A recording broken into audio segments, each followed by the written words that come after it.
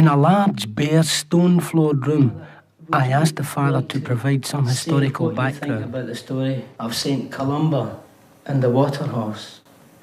Certainly, that was the earliest description we have of it. That came in a life, if I'm mistaken, not written by St. Adamnan, when he wrote the life of St. Columba.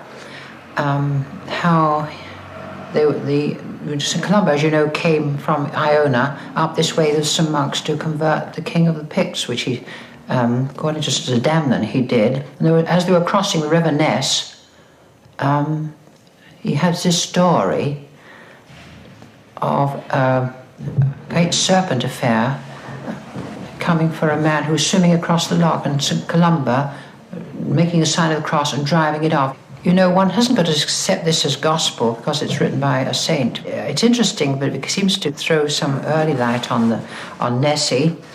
But it also been bitten to death by it. Well, this certainly doesn't seem in line with the creature that we're talking about, because it's very shy. That's why I'd rather tend to treat it as a legend, rather. But there we are. But what is interesting is that that is the first kind of news of anything strange in the loch. But there's always been a tradition among the natives here. One of the old monks who died about 92, I asked him, we've heard a lot about this monster since 1936. It seemed to begin to make news then when they were building the new road, and they dynamited hundreds of tons of rock into the loch, and it began to appear many times that year. I said, in your early days here, had you heard any news about it? You know, because he was very old.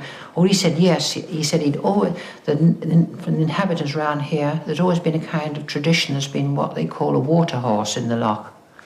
Then I asked him what he had seen.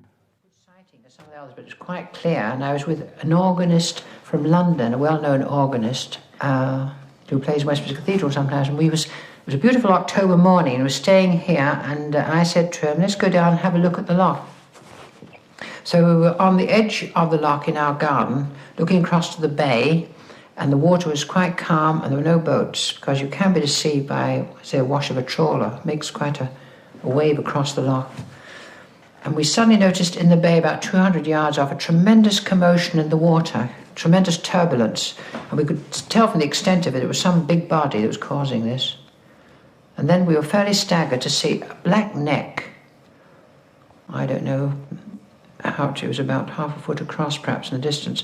The astonishing thing was the height out of the water of this neck. We didn't see the body, but it must have been fully 7 feet out of the water, moving along slowly.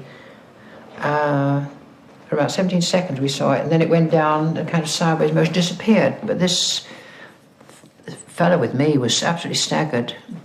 Well, I was myself, but he said if I hadn't been with him, he'd have ran. That was his feeling.